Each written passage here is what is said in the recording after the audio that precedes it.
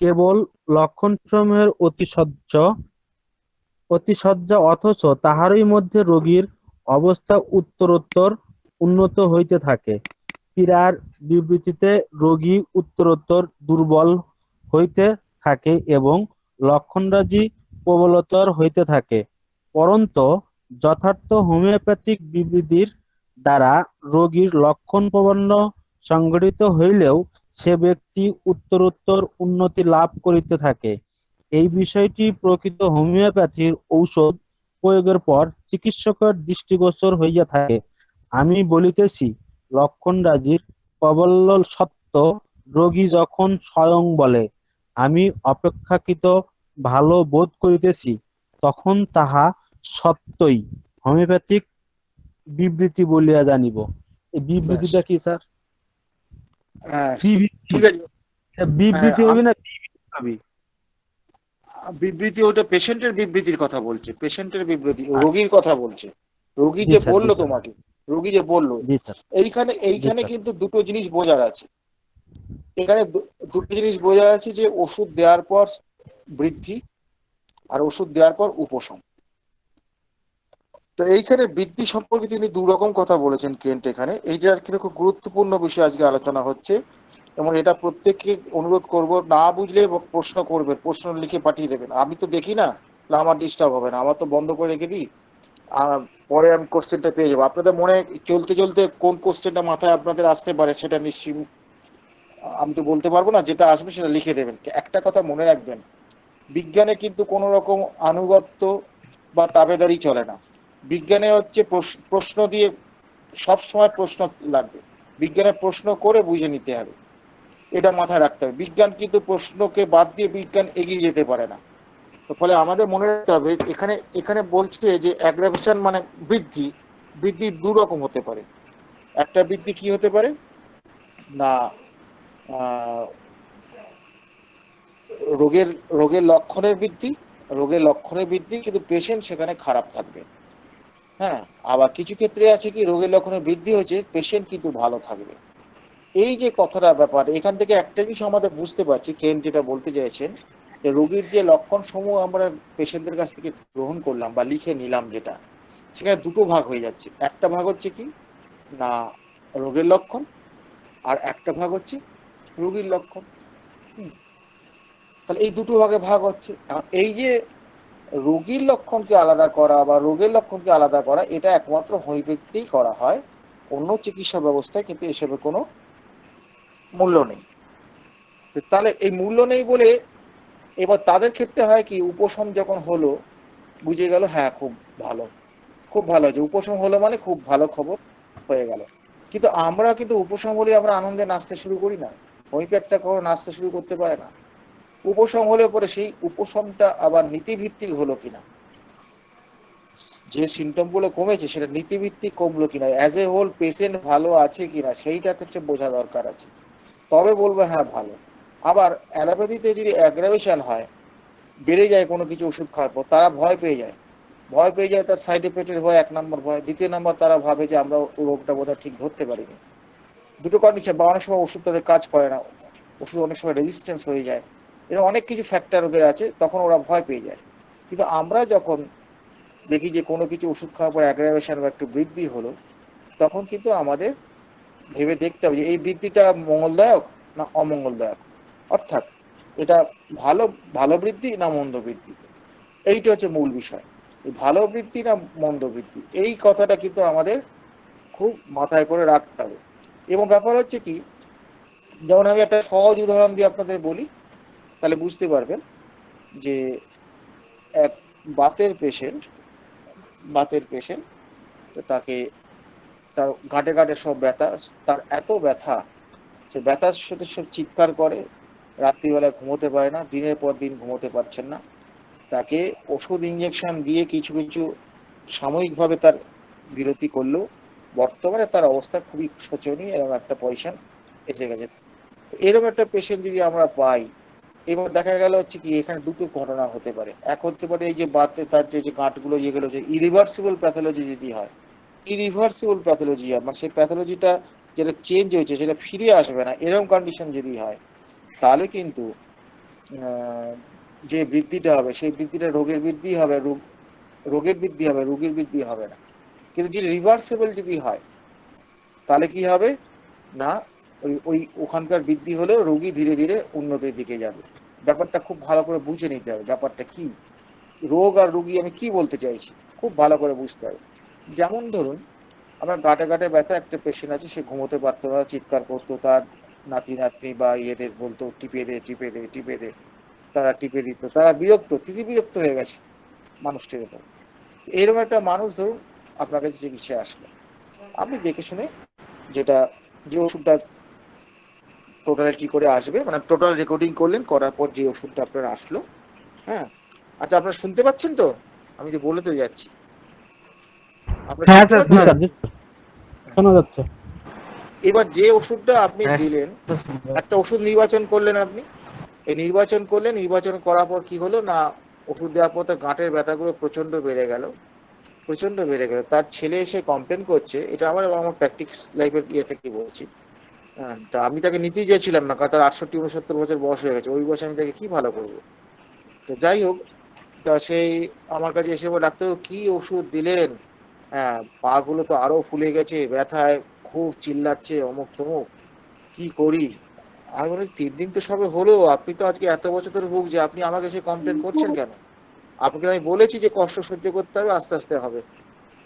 তো সে বুঝিয়ে বুঝিয়ে দিয়ে চলে গেল।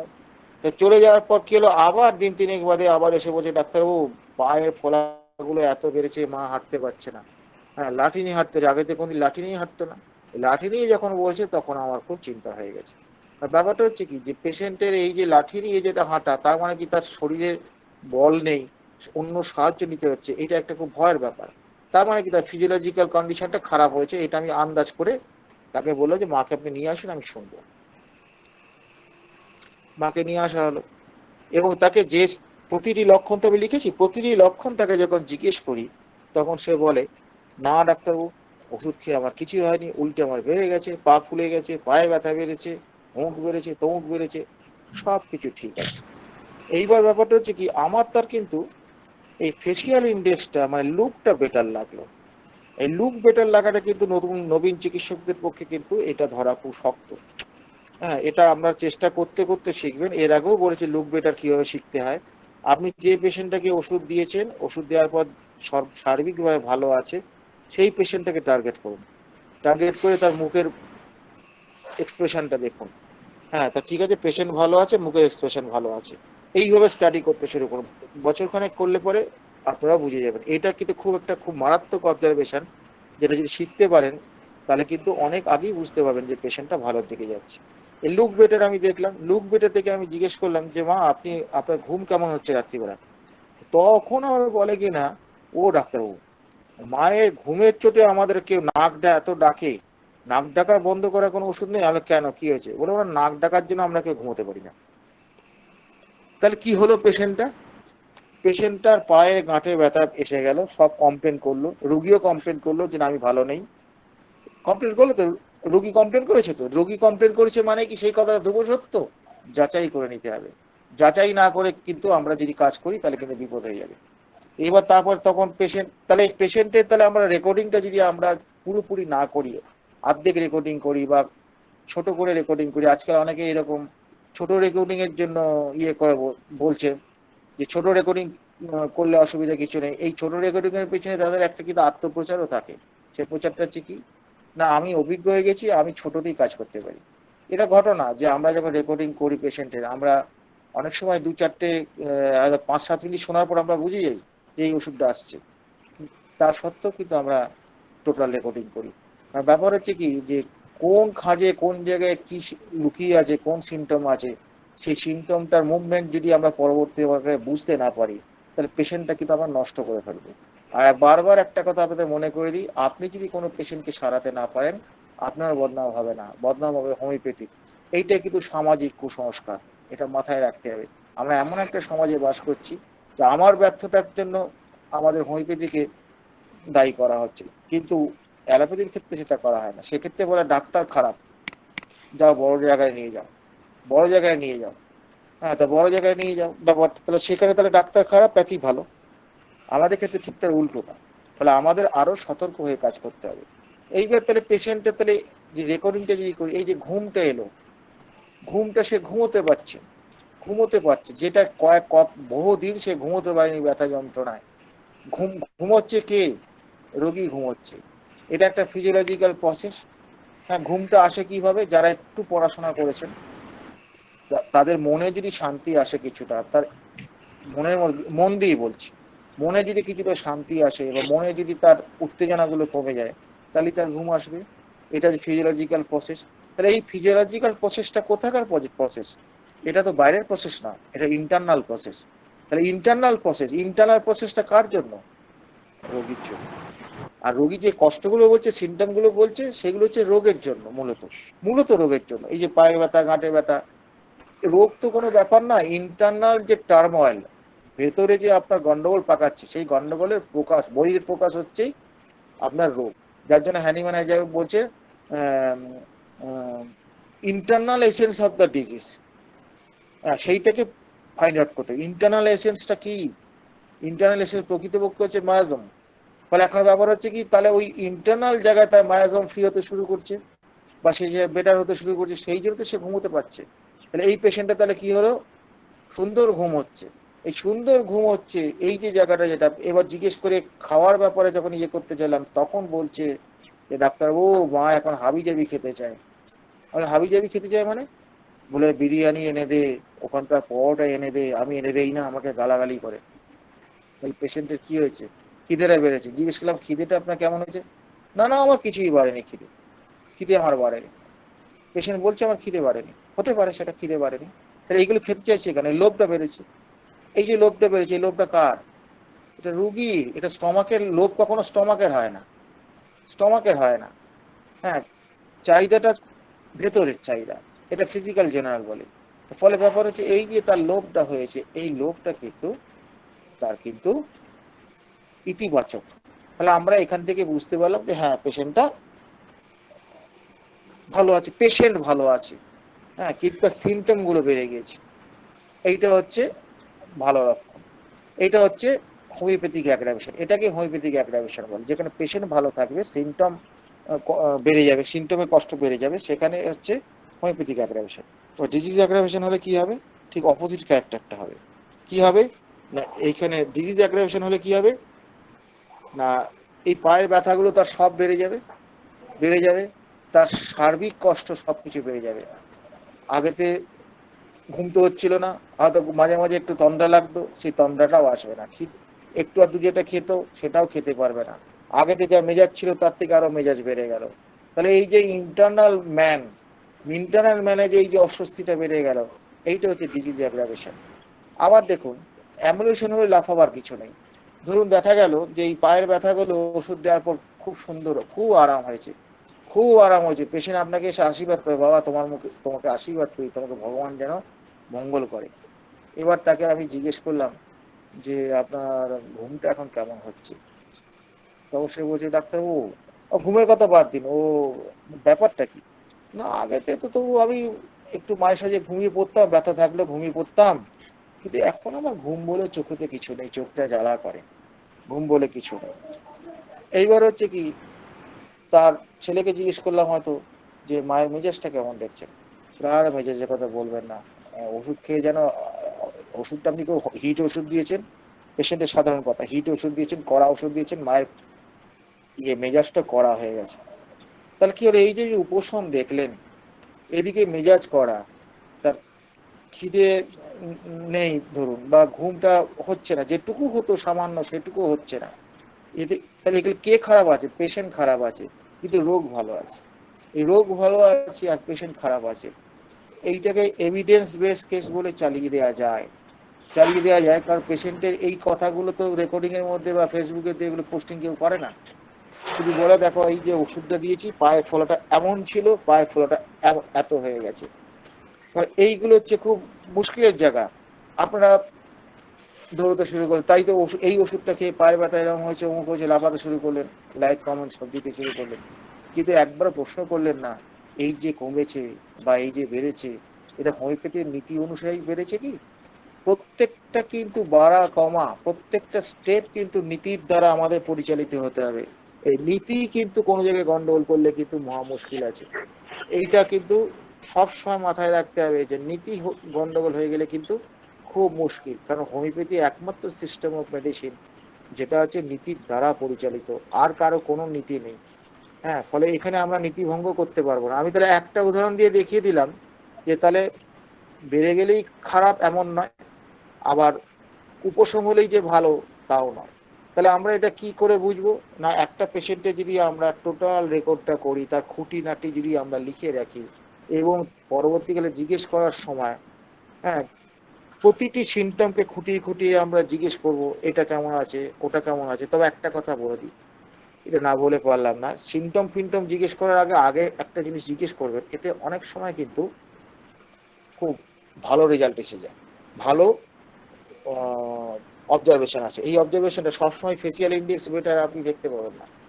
হ্যাঁ, ধরুন পেশেন্টকে কোনো জিজ্ঞেস করলেন, আপনারা পেশেন্টকে প্রথমে জিজ্ঞেস করবেন, নবীন চিকিৎসক বলছি, জিজ্ঞেস করবেন আপনি কেমন আছেন।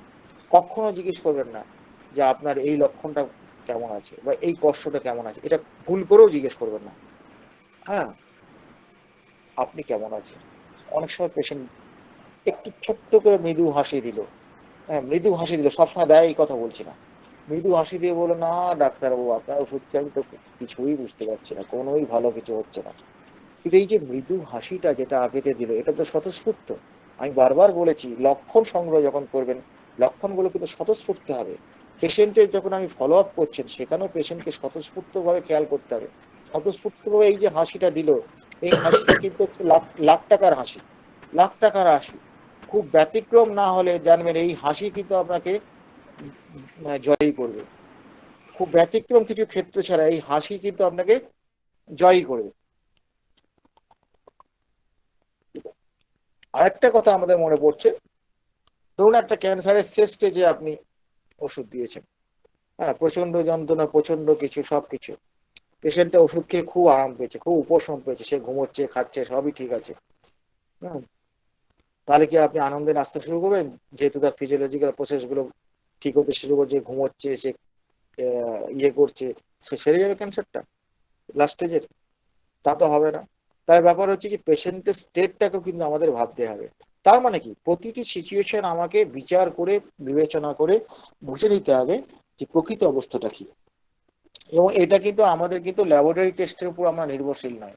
আমাদের পেশেন্টের যে অবজারভেশন, পেশেন্টকে যে আমরা দেখবো তার সিমটোম্যাটোলজি যেটা আছে, এই সিমটোম্যাটোলজিকে স্টাডি করে, তার মানে পেশেন্টের লক্ষণকে আমরা স্টাডি করব।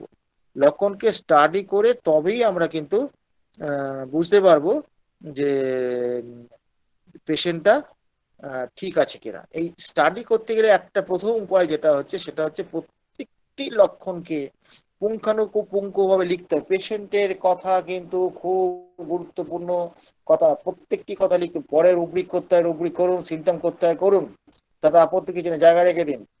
হ্যাঁ, কিন্তু পেশেন্টের ঠিক এক্সাক্ট কথাটা লিখে রাখবেন, সেখানে কোনো রকম কলম চালাবেন না।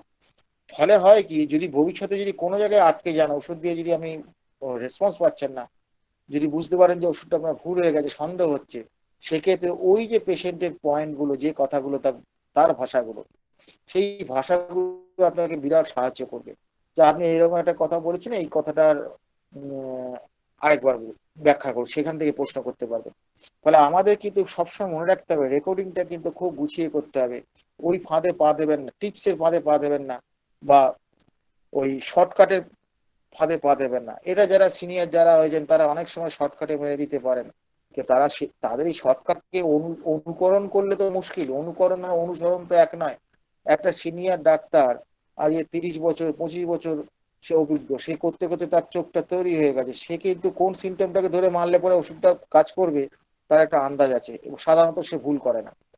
সেই তাকে যদি আমরা নকল করতে যান, জয়ী কটা 3টে সিমটমের উপর ভিত্তি করে সে দিল, এটা ভুল। সে কিন্তু অটোমেটিক্যালি পেশেন্টের সব কথাগুলোকে সে অ্যানালাইসিস করে নিয়ে ওই 3টে সিমটমকে ধরে ওষুধ দিয়েছে। আপনারা এই নবীন চিকিৎসকরা এটা করতে যাবেন না। এটা আপনাদের ভেতরে অলরেডি ডেভেলপ করবে, যদি ঠিক সঠিক মেথডে যদি প্র্যাকটিস করতে শুরু করেন, ধীরে ধীরে আপনারা বুঝতে পারবেন যে না, আপনাদের এটা ইমপ্রুভ করতে শুরু করেছে। যেমন ধরুন একটা অ্যাকুট কেসে ধরুন আপনি একটা ওষুধ দিয়েছেন। অ্যাকুট কেসে একটা ঘটনা বলছি, সেটা হচ্ছে কি যে একটা ছেলে ধরুন কোনো লুচি টুচি প্রচুর খেয়ে ফেলেছে, লুচি টুচি খেয়ে ফেলেছে, লুচি খাওয়ার পরে তার বমি হতে শুরু করেছে, বমি হতে শুরু করেছে। হুম, তার সঙ্গে তার পোঁদও গলে যাচ্ছে। পোঁত গলে যাচ্ছে মানে সেই ইয়ে আর কি, ওই পাত দিতে গেলে গলে যাচ্ছে, বা অনেক সময় একটু একটু কাশি বা হাঁচি সামান্য টুকটা দিলে পট করে গলে যাচ্ছে, তবে ইনভলন্টারি স্টুল হচ্ছে। আমি সবকিছু সিমটম নিয়ে তার মেন্টাল স্টেট নিয়ে তাকে পালস সেটিলা দিয়েছি। পালস সেটিলা দেওয়ার পর 1 ঘন্টা পরে বলছে, না ডাক্তারবাবু এখনো তো বমি তো বন্ধ হলো না, এখনো তো সেই কিছু সেরকম কিছু বুঝতে পারছি না, ঢাও ঢাও করে ঢেকে উঠছে, অমুক টমুক করছে। আমি আর 1 ঘন্টা অপেক্ষা করুন। 1 ঘন্টা বাদে ফোন করে বলছে, ডাক্তারবাবু এখনো এই কিছুক্ষণ আগে বমি করলো। তো বমি করার পর তাকে আমি জিজ্ঞেস করছি, এই যে পোঙা দিয়ে যে গলে যাচ্ছিল, পায়খানাটা গলে যাচ্ছিল, সেটার খবর কি? বলছে তা নয়, তবে একটু আগে পুক করলো, মানে মিনিট 5 আগে পুক করেছে, মানে তার বাড়ির লোক বলছে। আমি, তাহলে আপনার ছেলে সেরে যাবে, ভয় পাওয়ার কিছু নেই। এই পুক করার সঙ্গে সেরে যাওয়ার সম্পর্ক কোথায়? এই যে কথাটা সে বললো, পুক করেছে মানে একটু পাত দিয়েছে আর কি। হ্যাঁ, তো সেটা পাতটা দিয়েছে, তার সঙ্গে সম্পর্কটা কোথায়? এই এই এই জায়গাটা অ্যানালাইসিস করতে হবে, সম্পর্ক কোথায়। তাহলে দেখা যাচ্ছিল কি, আগেতে পাত দিতে গেলে পরে মাল বেরিয়ে যাচ্ছিল। হ্যাঁ, সে পাত দিতেও ভয় পাচ্ছিল, বা একটা হাসি কাশি দিলে পরে তার বেরিয়ে যাচ্ছিল, ইনভলন্টারি স্টুল হচ্ছিল, কারণ তার ওখানে তার কন্ট্রোল ছিল না বা নিয়ন্ত্রণ ছিল না। কিন্তু এখন সে পাতটা দিতে পারলো, তা কিন্তু ওই জিনিস মাল বেরোলো না। তাহলে তার মানে একটা নিয়ন্ত্রণ এসছে ওখানে। প্রথম কথা, প্রথম কথা হচ্ছে নিয়ন্ত্রণ এসছে, এটা হচ্ছে প্রথম কথা। এবার দ্বিতীয় কথা কি, না, পেশেন্টের পেশেন্টের এই যে ডিসচার্জ বেরিয়ে গেল, এই যে তার পাত বেরিয়ে গেল, এটা তো ডিসচার্জ। ডিসচার্জ বেরিয়ে গেল তার, একটা গ্যাসের পেশেন্টে যদি গ্যাস বেরিয়ে যায়, সেটা তো বেটার, বেটার, খুবই ভালো। গ্যাসটা বেরিয়ে গেলে সে তো বেঁচে যাবে, এটা একটা ব্যাপার। এইবার তারপর হচ্ছে বমি ভাবটা কিন্তু আগের থেকে কমেছে, কিন্তু সারেনি, এই যে তাদের বক্তব্য, এইটা নিয়ে তারা ভয় পাচ্ছে। তাহলে দেখা যাচ্ছে কি, এই যে ডিজিজের যে ইমপ্রুভমেন্টটা যেটা হয়েছে, হ্যাঁ, আপওয়ার্ডেও কিছুটা ইমপ্রুভমেন্ট হয়েছে, মানে বমির ভাবটা কমেছে। এবং তার এই যে লোয়ার জিআইটা, একটা লোয়ার পার্ট যেটা যেটা রেকটাল অঞ্চল, যেখান দিয়ে গ্যাস বেরোয়, ফ্ল্যাটাস বেরোয়, সেখানটা কিন্তু একটা স্টেবিলিটি এসছে। তাহলে এই যে স্টেবিলিটিটা আসলো, এই যে আমরা বিচারটা করলাম, তখন আমি বুঝতে পারলাম যে হ্যাঁ, পেশেন্টটা সেরে যাবে। তারপর ঘন্টাখানেক পরে বলছে ঘুমিয়ে পড়েছে, মানে এত আরাম পেয়েছে। এই পেশেন্টের ব্যাপারটা কি, হোমিওপ্যাথিক ওষুধ যদি সিমিলিমাম হয়, তাহলে কিন্তু দেখবেন পেশেন্ট আরামে ঘুমিয়ে পড়বে, তার কষ্ট কষ্ট চলে যাবে। সবচেয়ে বড় কথা, দুর্বলতা থাকে না, দুর্বলতা খুব রেয়ার হয়। এটা কিন্তু আমরা বারে বারে পরীক্ষা করে দেখেছি, পরীক্ষা করে বারে বারে আমরা এটা দেখেছি, দুর্বলতা খুব রেয়ার হয়। ফলে আমাদের তাহলে মনে রাখতে হবে যে প্রত্যেকটা কেস, অ্যাকুইট বলুন ক্রনিক বলুন, যাই দেখি না কেন, প্রত্যেকটা ক্ষেত্রে কিন্তু প্রত্যেকটা সিমটমকে আমাদের খুঁটিয়ে খুঁটিয়ে দেখে নিতে হবে। এটা যদি আমরা না দেখি, তাহলে কিন্তু আমরা পেশেন্টটাকে ভুল পথে পরিচালিত করব, বা আমরা ভুল পথে পরিচালিত হয়ে ওষুধটা দিয়ে পেশেন্টটাকে নষ্ট করে দেবো।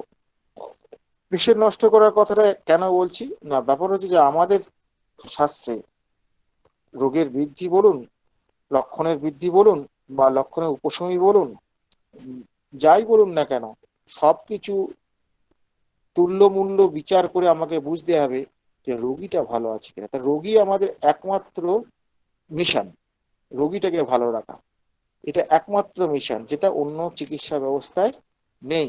ওখানে আসলে রোগ আর রোগীর মধ্যে পার্থক্যই তো করতে পারবে না, ওদের তো সবই রোগ, সবই রোগ।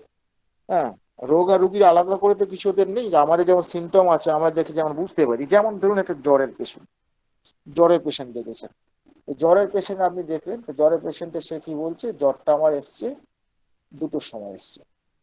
এই যে 2টোর সময় জ্বরটা এসছে, এই যে লক্ষণটা আপনি নিলেন, আপনি যে পড়েছেন টাইম মডালিটিস, খুব গুরুত্বপূর্ণ। এই 2টোর সময় যে তার জ্বরটা যে এসছে, এই দুটোটা কি, এটা কি রোগের সিমটম?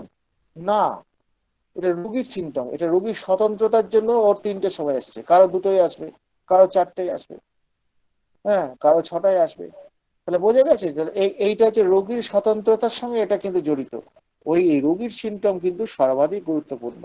তাই এই যে টাইম মডালিটিস যেটা, এটা কিন্তু অত্যন্ত অত্যন্ত গুরুত্বপূর্ণ। এবং জ্বরের ক্ষেত্রে বা কোনো রকম ইয়ের ক্ষেত্রে আমরা বারবার জিজ্ঞেস করি কোন সময়টা আপনার এটা শুরু হয়েছে। এই শুরু হওয়াটা কিন্তু অত্যন্ত গুরুত্বপূর্ণ। এবং আরেকটা জিনিস নেই, যদি সময় থাকে পরে যদি আসে, মানে একদিন কাটিয়ে যদি আসে, তাহলে আপনার সারাদিনের মধ্যে কোন সময় জ্বরটা বেশি বাড়ছে, এটাও কিন্তু গুরুত্বপূর্ণ। সবচেয়ে গুরুত্বপূর্ণ হচ্ছে প্রথম স্টার্টিংটা কখন হয়েছে। এই যে স্টার্টিং কখন হয়েছে এইটা কিন্তু খুব গুরুত্বপূর্ণ। যেমন ধরুন, একটা অ্যাকুইট পেশেন্ট আসলো আপনার কাছে, সে জলে ভিজেছে, প্রচন্ড জলে ভিজেছে। জলে ভেজার পর তার কি হলো, আহ, জলে ভিজেছে, আইসক্রিম খেয়েছে, কোল্ড ড্রিঙ্কস খেয়েছে, সে কোনো অনুষ্ঠানের বাড়িতে গিয়েছিল, হ্যাঁ, তারপর ভেজা জামায় অনেকক্ষণ ছিল, এই বাড়িতে এসেই তার হাত পা সব মানে ব্যথা করতে শুরু করেছে, মোড়ামুড়ি মোচামুচি করছে, এবার নাক দিয়ে জল পড়তে শুরু করেছে, নাক দিয়ে জল পড়তে শুরু করেছে। এইবার তাহলে আপনি, এতগুলো ঘটনা যখন হলো, আপনার তো ওই রাস্টাক্স বা আর্সেনিক, হ্যাঁ, এইসব দেওয়ার কথা আপনারা ভাবতে পারেন। এবার পেশেন্টকে জিজ্ঞেস করে জানলাম যে তার এই কষ্টগুলো, এই যে কষ্টগুলো শুরু হয়েছে কখন থেকে, বলে ওই 3:30 পৌনে 4টে এরকম থেকে শুরু হয়েছে। তাহলে আমি এটাকে 4 PM অ্যাগ্রাভেশন ধরলাম।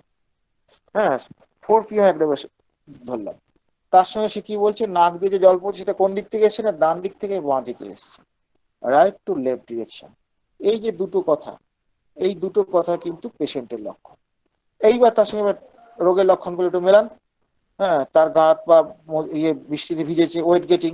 ওয়েট গেটিং কিন্তু হচ্ছে আপনার পজিটিভ ফ্যাক্টর, একে বাদ দিতে পারবেন না। ওয়েট গেটিং, জলে ভিজেছে সে, এই যে জলে ভিজেছে যেখানে সেখানে দেখুন দেখুন লাইকোপোডিয়াম আছে কিনা দেখুন তো, লাইকোপোডিয়াম আছে কিনা দেখুন। পরে ওই জলে ভিজলেই চোখ কান বুঝে একদম মানে আমি রাস্তা মেরে দেবো, কি আমি ওই মারবো, আর্সেনিক মারবো, কি বায়োনিয়া মারবো আমার খুশি মতো, তা তো নয় ভাই।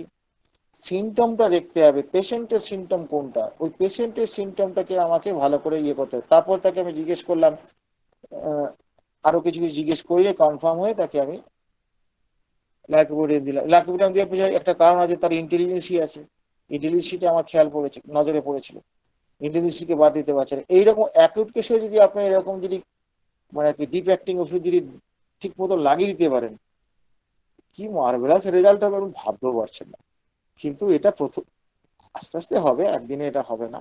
তাহলে আমি এখান থেকে গল্পটা কি বলতে চেয়েছি, গল্পটা হচ্ছে যে আমরা সবসময় পেশেন্টকে টার্গেট করব। পেশেন্টের লক্ষণ আমাদের সবচেয়ে গুরুত্বপূর্ণ। ফলে আমি রেকর্ডিং যখন করব, আমাদের পেশেন্টের লক্ষণগুলো নেব, আর এক্সাইটিং ফ্যাক্টর বা উত্তেজক কারণকে নেব। আমরা কখনোই একটা উত্তেজক কারণ দেখে আমরা বুঝে ভেবে নেব না যে আমাদের সব ক্ষেত্রেই ওই ওষুধটি দিতে হবে, জলে ভিজে এরকম দিতে হবে, রাত্রিবেলা ঘুমোয়নি, সারা রাত ঘুমোয়নি, তার জন্য নাক্সভূমিকা দিতে হবে। এইরকম ধরাবাঁধা ছকে ভাবনা চিন্তাগুলো পরিত্যাগ করতে হবে। হোমিওপ্যাথিতে কোনো ধরাবাঁধা ছক চলে না, কারণ প্রত্যেকটা পেশেন্ট স্বতন্ত্র, প্রত্যেকটা পেশেন্টকে আপনাকে খুঁটিয়ে খুঁটিয়ে বুঝে নিতে হবে। আপনার একজনের পেশেন্টের অভিজ্ঞতা অন্য ক্ষেত্রে আপনি লাগাতে পারবেন না। হ্যাঁ, আপনার একটা অভিজ্ঞতাই আপনার কাজে হবে, আপনার অবজারভেশন করার পাওয়ারের অভিজ্ঞতা। এমনি এমনি অভিজ্ঞতা না, অবজারভেশন করবার পাওয়ার, এই অভিজ্ঞতাটা কাজে লাগে। এবং এইটা একদিনে তৈরি হয় না, অবজারভেশন পাওয়ার এত সহজ নয়। একটা হোমিওপ্যাথি ডাক্তারের অবজারভেশন পাওয়ারটা খুব সুন্দর হওয়া এত সহজ নয়, দীর্ঘদিনের সাধনার ফল। এটা আমাদের মাথায় রাখতে হবে। এইটা বলে আপাতত বক্তব্য আমি শেষ করলাম। এরপরে কি আছে পড়ো, জি স্যার। এরপরের প্যারাগ্রাফ পড়ো। জি স্যার, জি স্যার। আর যাদের এই জায়গাটা কোনো জায়গায় বুঝতে অসুবিধা হচ্ছে ভাই, প্রশ্নটা করে রেখে দাও, আমি প্রশ্ন দেখবো না। আমি তো প্রশ্ন দেখি না, আমি তো ফোনটা এমনি রেখে দিয়ে করি, ফলে আমি দেখি না কে কি প্রশ্ন করছে, ফলে আমার কোনো ডিস্টার্ব হয় না। ফলে আমি পরে আমি উত্তরটা দিতে পারবো। প্রশ্নটা করুন। আবার জি এমন স্যার। হতে পারে এমন হতে পারে পরবর্তীকালে আলোচনা করতে করতে সেই প্রশ্নের উত্তর আপনি পেয়ে গেলেন, সেটাও হতে পারে। আচ্ছা, এরপরে এরপরে প্যারাগ্রাফটা করুন। অতঃপর আমাদের ওই সমুদয় বিষয়ে কাল ও স্থান, বিবৃদ্ধি বা প্রশমন কিরূপে সংঘটিত হইল, উহার স্থায়িত্ব প্রভৃতি সম্বন্ধে খুঁটিনাটি ভাবে বিচার কার্য প্রবৃত্ত হইতে হইবে।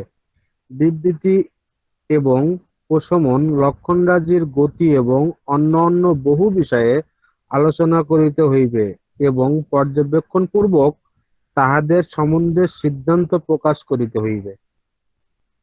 প্রথমত, পীড়িত ব্যক্তির চিকিৎসকের লক্ষ্য হওয়া উচিত রোগীর উন্নতি অথবা অবনতি হইতেছে তাহা নির্ধারণ করিবার জন্য চিকিৎসকের সমুদয় চিন্তা রোগীর উপর কেন্দ্রীভূত হওয়া উচিত।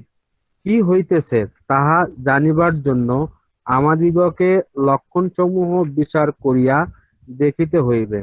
প্রায়ই রোগী বলিবে, আমি ক্রমান্বয়ে দুর্বল হইয়া পড়িতেছি, অথচ তোমরা হয়তো বুঝিতে পারিবে যে তাহা সত্য নহে। অতএব রোগীর অভিমত অপেক্ষা লক্ষণরাজি এবং তন্নির্দেশিত বিষয়সমূহ সমধিক বিশ্বাসযোগ্য। অনেকবার রোগী হয়তো বলিবে, ডাক্তার মহাশয়, আমি অধিকতর অসুস্থ বোধ করিতেছি, অথচ তাহার লক্ষণরাজি পরীক্ষাপূর্বক তোমরা তাহার যথেষ্ট উন্নতি লক্ষ্য করিবে। রোগী যে মুহূর্তে তোমাকে উৎসাহিত দেখিবে, সে তখনই অপেক্ষাকৃত সুস্থ বোধ করিবে, উদ্দীপনা প্রাপ্ত হইবে এবং পথ্য গ্রহণ করিতে চাহিবে। আরো পড়বো স্যার? এখানে না, এখানে একটা প্যারা কিন্তু মানে অমিট করে গেছে তোমাদের। হুম। We must now go to the particular concerning the states as to time and place। মানে আমরা একটা পেশেন্টে আমরা যে দেখবো সে কোন time place as how aggravation occurs, মানে অ্যাগ্রাভেশনটা কিভাবে, তার বৃদ্ধিটা কিভাবে হচ্ছে, কোন সময়ে হচ্ছে, কোন জায়গায় হচ্ছে, এইগুলো আমরা যেমন দেখবো। হাউ টু অ্যামুলেট অকার্স, কিভাবে তার অ্যামুলেশনটা হচ্ছে। হুম। অ্যাজ টু ডিউরেশন, মানে কতক্ষণ অ্যামুলেশনটা হচ্ছে, কতক্ষণ সে উপশম হচ্ছে। এই অ্যাগ্রাভেশন অ্যামুলেশন যেটা হচ্ছে, তার direction of symptom, direction of symptom সবচেয়ে গুরুত্বপূর্ণ বিষয়। ডাইরেকশন মানে কি, লক্ষণের গতি প্রকৃতিটা কোন দিকে, এইটা হচ্ছে সবচেয়ে গুরুত্বপূর্ণ বিষয়। ডাইরেকশন অফ কিওর যদি গন্ডগোল থাকে, তাহলে পেশেন্টের সর্বনাশ হয়ে যাবে। সর্বনাশ হয়ে যাবে। তাহলে এখানে ব্যাপার হচ্ছে এই ডাইরেকশন অফ কিওর মানে পেশেন্টের লক্ষণটা কোন দিকে যাচ্ছে, তার মানে তার আমি কিছুটা আলোচনা করে কায়দা করে করেছি আমি। এবার ডাইরেকশন অফ কিওর মানে পেশেন্টকে দেখা গেল আপনার কাছে একটা বাতে রুগী এসছে, বাত দিয়ে বলছি, একটা জিনিস দিয়ে বলছি তাহলে বুঝতে সুবিধা হবে। বাতে রুগী এসছে, তাকে ওষুধ আপনি দিলেন। হ্যাঁ, ওষুধ দিলেন, ওষুধ দেওয়ার পর সে কি হলো না, ওটা কমলো। কমার পর কি হলো, তার ঘুম, যে রাত্রিবেলা সে যে ঘুমোচ্ছিল, ঘুম তার উড়ে চলে গেল, খিদে তার উড়ে চলে গেল, তার অ্যাংজাইটি বেড়ে গেল। তাহলে কি হলো, এই যে আপনার ব্যথা কমলো, কমে আপনার কি হলো, এইগুলো সব বেড়ে গেল। কোথায় বাড়লো, ইন্টারনাল জায়গায় বেড়ে গেল। তাহলে ডাইরেকশন অফ কিওরটা, ডাইরেকশন সিমটমের ডাইরেকশনটা কোথায় চলে গেল, না এই হাঁটু থেকে মনের গভীরে চলে গেল। এই যে ডাইরেকশনটা ভেতরে চলে গেল, এটা কিওর নয়, এটা সাপ্রেশন। আর পরবর্তীকালে আলোচনা করবে, এটা এটা সাপ্রেশন হতে চলে শুরু করেছে।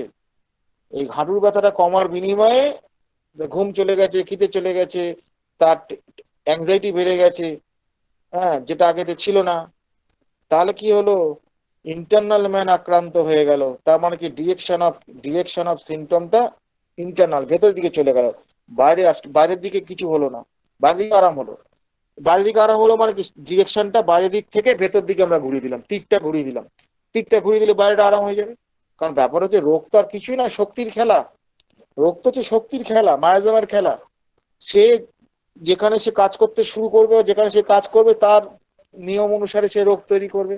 যদি তাকে আমরা ধাক্কা মেরে ভেতরে ঢুকিয়ে দিই, সে ভেতরে গিয়ে তার নিয়ম অনুসারে সিমটম তৈরি করবে। বাইরে তখন সিমটম সে করবে না। ফলে ব্যাপার হচ্ছে, ধাক্কাটা আমরা ঠিক ঠিক মারলাম কিনা, এইটাও তো একটা খুব বিচার্য বিষয়। ওই জন্য সিমটমের ডাইরেকশনটা কিন্তু আমাদের সবসময় দেখতে হয়। আরেকটা ব্যাপার হচ্ছে কি, আমি এর আগেও আপনাদের বলেছি, আমার একটা একদম প্রথম লাইফের কেস ছিল, পলিপ।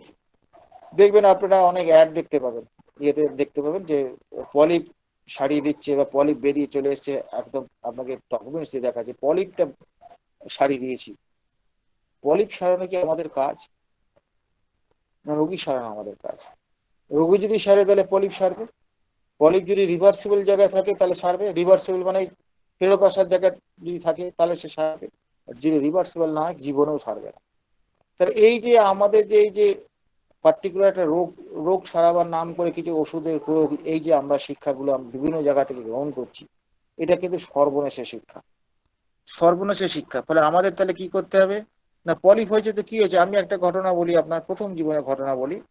তা তার নেজাল পলিপ ছিল, তার নেজাল পলিপ, তাকে আমি সাইলেসিয়া দিয়েছিলাম, একদম তো পাস করে সবাই বেরিয়ে যাবে। সাইলেসিয়া দেওয়ার মাসখানেকের মধ্যেই, মানে ওষুধ দেওয়ার 1 সপ্তাহের মধ্যে ইমপ্রুভ শুরু হয়ে গেছে। তার নাক বন্ধ আস্তে আস্তে কমতে শুরু করে, নাকে বন্ধ যেন মানে নেজাল ড্রপ নিত, এবং ডাক্তার বলেছিল এটা অপারেশন না করলে হবে না। তবে তাকে বলেছিল যে আপনি যে এলাকাটা থাকেন এখানটা তো ধুলো ধোয়া বেশি, ফলে আপনি যদি একটু ভালো জায়গায় যদি ফ্ল্যাট নিয়ে চলে যেতে পারেন তখন অপারেশন করবেন। এই কথাটা এটা এবি রয় বলে একজন মেডিসিনের ডাক্তার ছিলেন, অত্যন্ত সজ্জন ব্যক্তি, সৎ মানুষ। তিনি এই কথা তাকে বলেছিলেন, তিনি তাকে একটা ড্রপ দিয়েছিলেন খুব অল্প দামে। কিন্তু তার আগে তিনি এই নাকের জন্য প্রচুর টাকা খরচা করেছেন, কিছু হয়নি। এবি মানে আর কি এবি রায় তাকে বলে দিলেন যে না না ওসব কিছু হয়নি মা, তোমার এটা নেজাল পলিপ হয়েছে বাবা, ওসব আবুল তাবুল ওষুধ ইয়ে কর, তুমি এই ড্রপটা দিয়ে তুমি সারা জীবন কাটাতে পারো, আমারও নেজাল পলিপ আছে, আমি অপারেশন করাইনি, অপারেশন করে রেকার করে ওই আমি ড্রপ দিয়ে দিয়ে চালিয়ে দিলাম, আমার বয়স হয়ে গেছে, আমার আর কদিন বাঁচবো। এই কথা তাকে বলে কিন্তু তিনি ছেড়ে দিলেন, সৎ মানুষ বলেই তিনি ছেড়ে দিয়েছেন। এই পেশেন্টটাকে আমি সাইলেসিয়া দেওয়ার পর 1 মাসের মধ্যে তার নেজাল পলিপ গায়েব হয়ে গেল।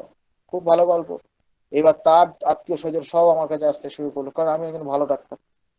তা মাস 4-5 পর থেকে তার ঘুমের ডিস্টার্ব শুরু হলো, ঘুমের ডিস্টার্ব শুরু হলো। তো এবার তাকে আমি আমার সিমটম অনুযায়ী ওষুধ দিলাম, কাঁচকলা হয়েছে, কিছুই হয় না। এরকম করে কয়েক মাস কাটলো। তো কাটার পরে যখন কিছুই হচ্ছে না, তখন আমি আমি তাকে বললাম যে আমার স্যার কেসি দাসকে আপনি যদি দেখাচ্ছেন দেখাতে পারেন। বলে অত দূরে গিয়ে দেখাবো, আচ্ছা দেখি একটু আপনি চেষ্টা করুন না। তো এই করতে করতে তারা বাঙ্গুরে একটা ফ্ল্যাট কিনে ফেললো, এখান থেকে পালিয়ে গিয়ে আমাকে লজ্জার হাত থেকে বাঁচালেন। তা আমি সেই কেসটা নিয়ে গিয়ে আমি কেসি দাসের কাছে গিয়েছিলাম, স্যার এরকম হলো কেন। স্যার আমাকে খুব বকা দিয়েছিলেন, বলেছিলেন এটা সাবপ্রেশন হয়ে গেছে রে বাবা, তোদের কি বোধ বুদ্ধি বলে কিছু নেই। আসলে আমি তো 5-6 মাস পরে বুঝতে পেরেছি যে আমার ঘুমের ডিস্টার্বেন্স আছে। ওরে সাবপ্রেশন হলে চোখ থাকলে তুই পরের মাসেই বুঝতে পারতিস। তা আমার চোখ থাকতো, অন্ধ ছিলাম, দেখতে পেতাম না, বুঝতে পারতাম না। তার ব্যাপার হচ্ছে কি, এই সাবপ্রেশন গুলোকেও আমরা ইয়ে করতে পারি, আমাদের এভিডেন্স বেস কেস বলে চালিয়ে দিতে পারি, আরোগ্য বলে চালিয়ে দিতে পারি। কারণ আমাদের তো আর এটা প্রমাণ দেখতে আসছে না যে তার ওষুধটা খাওয়ার পর যে সেরে যাওয়ার পর তার ঘুমের ডিস্টার্বেন্স হয়েছে, রুগীটা পালিয়ে গেছে বাঙ্গুর, আমি বেঁচে গেলাম। এই গল্প তো আমি লিখবো না খাতায়। হ্যাঁ, তো পেশেন্টের এই যে সত্যগুলো যেগুলো আছে, এই সত্যগুলোকে কিন্তু আমাদের বুঝতে হবে, উপলব্ধি করতে হবে। এবং ওই জন্যই বলছি যে ওষুধ দেওয়ার ব্যাপারে খুব সতর্ক হতে হবে। ওষুধ দেওয়ার ব্যাপারে সতর্ক যদি না হন তাহলে কিন্তু খুব মুশকিল। হ্যাঁ, ওষুধ খুব বুঝে সুঝে দিতে হবে। তার মানে এই নয় যে সব প্রেসক্রিপশন গুলো সঠিক হবে। সঠিক প্রেসক্রিপশন সব আমারও হয় না, আমার এখনো হয় না, এখনো কত ভুল করে ফেলি। কিন্তু ব্যাপারটা হচ্ছে যে ভুল করাটা হোমিওপ্যাথিতে অপরাধ নয়, কিন্তু ব্যাপার হচ্ছে যে আমি নিষ্ঠাবান ভাবে হোমিওপ্যাথি চর্চা করব, প্রতিটি সিমটম লিখে নিয়ে আমার জ্ঞান অনুযায়ী আমি দেব। যদি আমি আটকে যাই তাহলে আমি আবার পড়াশোনা করব, অথবা সিনিয়রের পরামর্শ নেব, নিয়ে তাকে সঠিক পথে আন্তরিকভাবে তাকে চেষ্টা করব। আর এইভাবে করলে কি হয়, ভুলগুলো কমতে শুরু করে। ভুল তো একদিনে কমে না, কারণ এটা একটা সাগর, মহাসাগর। হোমিওপ্যাথি একটা মহাসাগর, সেখানে আপনার তো ভুল হওয়াটা স্বাভাবিক। ধীরে ধীরে ধীরে ধীরে পরিবর্তন হবে, ধীরে ধীরে উন্নতি হবে। ফলে এইখান থেকে তাহলে দেখা যাচ্ছে কি, যে আমরা যদি সিমটমের ডিরেকশনটাকে যদি না খেয়াল করি, এই ডাইরেকশন অফ কিওর হচ্ছে এটা সবচেয়ে মজার ব্যাপার। এই যে এখানে যে 12টা যে অবজারভেশন করেছে, এগুলো সবই কিন্তু ডাইরেকশন অফ কিওরের মধ্যে পড়ছে। মানে ডাইরেকশন বোঝে, ডাইরেকশন অফ সিমটম দেখে আমরা বুঝবো যে পেশেন্টটা কিওরের দিকে যাচ্ছে, না সে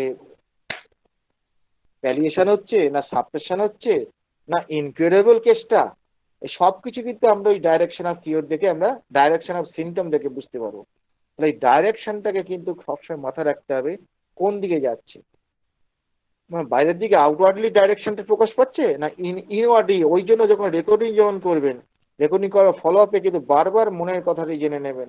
তার যদি রাগ থাকে, রাগটা তার এখন কেমন আছে, তার যদি অ্যাংজাইটি ছিল বা টেনশন শো কল, সেই টেনশনটা আগের থেকে কতটা আছে, তার আগে যে কান্না পেত ঘন ঘন, সেই কান্নার ভাবটা এখন কত আছে। এইগুলো কি, এগুলো সব রোগীকে রিপ্রেজেন্ট করে, রোগীকে বোঝায়। রোগী কেমন আছে এইটা জানা আমাদের সবচেয়ে জরুরি। রোগ কেমন আছে এটা পরের গল্প, এটা জানার প্রয়োজন নেই আমি কথা বলছি না। কিন্তু আগে আমি বলছি রোগীটা কেমন আছে এই জানাটা আগে শিখতে হবে। এটা শিখলে পরে কিন্তু আপনি রোগের গল্প কিন্তু অনেক সহজ হয়ে যাবে, সহজ সরল হয়ে যাবে। একমাত্র ইরিভার্সিবল প্যাথোলজি, যেমন ধরুন লাস্ট স্টেজ অফ ক্যান্সার, সেখানে তো আপনি সারাবার আশা করতে পারেন না। সেই জায়গাগুলো তো পেশেন্ট উপশম হলেও, আরাম পেলেও আপনি বলতে পারবেন না যে কিওর হয়ে যাবে। আবার এটাও ঠিক যে সালফার 02 দিয়ে একটা লাং ক্যান্সারে মৃতপ্রায় পেশেন্টকে 15 বছর বেঁচেছিলেন তিনি, উইদাউট এনি সিমটম, ডক্টর কেসি দাসের কেস। সেই কেসটি নিয়ে আমাদের কলেজে তিনি চলে এসেছিলেন মানে কি, আমরা অনুরোধ আমাদের সিনিয়র যারা যারা তার কাছে শিখতে যেতেন তারা কিন্তু অনুরোধ করছে, স্যার একদিন ক্লাসে নিয়ে আসুন, আমরা কেসটাকে দেখব। ফলে এই যে ব্যাপারটা হচ্ছে কি, উনি কিন্তু ওই একটা ডোজই দিয়েছিলেন, পপি দানা দিয়েছিলেন। হ্যাঁ, উনি ওই বোতলে ঠুকে স্ট্রোক করেননি, ওই পপি দানাটা দিয়ে তিনি একটা কথাই বলেছিলেন, ঈশ্বর যেন রক্ষা করে, এই কথাটা। এটা উনি ক্লাসে নিয়ে চলে এসেছিলেন, এরকম একটা ঘটনা আমরা জানি। ফলে স্যারের এরকম অনেক কেস আমরা দেখেছি, হ্যাঁ, যেখানে অসাধারণ রেজাল্ট হতে পারছে, নর্মাল লাইফ লিড করছে, এবং সেই ভদ্রলোক তার উইল বদল করে দিয়েছিলেন, উইল বদল করে তিনি সুস্থ জীবনযাপন করতেন। তাহলে ব্যাপার হচ্ছে হোমিওপ্যাথিতে যে কি হতে পারে আর কি হতে পারে না এটা বলা মুশকিল। একটা কথা সবসময় মাথায় রাখবেন, ব্যক্তিগত লিমিটেশন কিন্তু হোমিওপ্যাথির লিমিটেশন না, এটা সবসময় মাথায় রাখবে। ফলে ব্যক্তিগত লিমিটেশন মানে আমি পারি না মানে হোমিওপ্যাথি ছাড়বে না, এরকম গল্প কিন্তু অনেকে করে বসেন। ফলে এই জায়গাগুলো কিন্তু আমাদের বুঝতে হবে যে এই রকম ভুল যেন আমরা না করি। হ্যাঁ, তো তার মানে সদা সতর্কভাবে আমাদের কাজ করতে হবে। আবার ডাইরেকশন অফ কিওরের কথাটা বলছি, ডাইরেকশনটা কিন্তু খুব গুরুত্বপূর্ণ বিষয় রোগীর ক্ষেত্রে। রোগী ভালো আছে কিনা, রোগ ভালো থাকা বা রোগ বৃদ্ধি পাওয়ার থেকেও বেশি দরকার রোগী ভালো আছে কিনা। এটা হচ্ছে রোগী যদি ভালো না থাকে তাহলে রোগের যা খুশি হোক তাতে আমাদের কোনো লেনদেন নেই। রোগী ভালো নেই মানে খারাপ। আবার অনেক সময় দেখবেন অনেক রোগী বলে, ডাক্তারবাবু আমার কিছুই ভালো হয়নি। এইবার আপনি সিমটম জিজ্ঞেস করতে করতে দেখবেন সবই বেটা কম বেশি কম হয়েছে, ভালো আছে, এরকমও দেখতে পারে। ফলে রুগীর কথা চোখ বুজে একটু বিশ্বাস করে নেবেন না, সোজা কথা যাচাই করে নিতে হবে। এই যাচাই করার মানসিকতা আপনারা অনেকে তো ভাববেন এইসব করতে গেলে, একটা রুগী দেখতে গেলে অনেক সময় লাগবে। লাগুক না, আপনি তো শিখবেন, এবং আপনি এমন এমন কেস সারাতে পারবেন, আপনার সুনাম ছড়িয়ে পড়বে। আর ভালো করেই তো জানেন যে একটা ঠিক মিনিমাম প্রেসক্রিপশন করলে বসে বসে সুদ খাবেন, সেটা সেন্টিসিমালেই বলুন ফিফটিসিমালেই বলুন, যতদিন সে কাজ করবে চুপ করে বসে থাকুন না, দেখুন খেলাটা কি হয়, অদ্ভুত অদ্ভুত খেলা দেখতে পাবেন। ওর ব্যাপার হচ্ছে যে আপনাকে ওই প্রথম পরিশ্রমটা করতেই হবে বাবা, এইটা না করলে তো সব গন্ডগোল পাকিয়ে যাবে। যত বড়ই আপনি জ্ঞানী হন না কেন, রেকর্ডিং যদি ভালো করে না করেন আপনি কিচ্ছু করতে পারবেন না, পেশেন্ট দাঁড় করাতে পারবে না। হয়তো প্রথম প্রেসক্রিপশনটা ভালো হলো, তাদের পেশেন্ট কিছু রিলিফ হলো, আলটিমেটলি পেশেন্টটা কিন্তু নষ্ট হবে। আচ্ছা সাগর, তুমি আরেকবার ওইটা রিপিটেশন করো পরের প্যারাটা, হ্যাঁ, যেখানে ওই আরো কতটা বাজে। আরো পড়বো স্যার, আরো পড়বো আরো স্যার, 1 ঘন্টা হয়ে গেছে, অনেক এক স্যার ঘন্টা আছেন। হয়ে গেছে? ও আচ্ছা হ্যাঁ আচ্ছা, হ্যাঁ, তাহলে আর অনেক স্যার তাহলে আর আছে। করতে হবে না। তাহলে কত কত আচ্ছা, নম্বর প্যারা পর্যন্ত হলো? এখানে তো হ্যাঁ, এই যে রোগ কখন প্রকৃতি দুর্বল হইতেছে এটুক পর্যন্ত আমি দাগ দিয়ে রাখলাম স্যার। এটা কিন্তু মুশকিল, রুগী যদি খারাপের দিকে যায়, রুগী যদি দুর্বল হয়ে পড়ে, রুগীর যদি কষ্ট বেড়ে যায়, মানে রুগীর আর কি ইন্টারনাল, তাহলে ভালোর দিকে যাচ্ছে না। এই জিনিসটা কিন্তু আমাদের বারবার মনে রাখতে হবে, বারবার আমাদের খেয়াল করতে হবে। তার মানে কি, রুগী ভালো বললেও আমাকে দেখতে হবে সে ভালোটা আসলে ভালো কিনা। আবার রুগী যদি বলে খারাপ আছি, তাহলেও আমাকে বুঝতে হবে যে না, সেটা আসলে খারাপ সে আছে কিনা। তার মানে কি, প্রতিটি মুহূর্তে সিমটমকে নিয়ে কাটাছেঁড়া করতে হবে, কাটাছেঁড়া করে তবে আমরা কিন্তু সঠিক জায়গায় আসতে পারবো, এটা আমাদের মাথায় রাখতে হবে। ফলে এটা যদি আমরা না করি তাহলে পেশেন্টকে কিন্তু আমরা আটকে যাব। এইটুকু শেষ হয়ে যাক আজকে। হুম।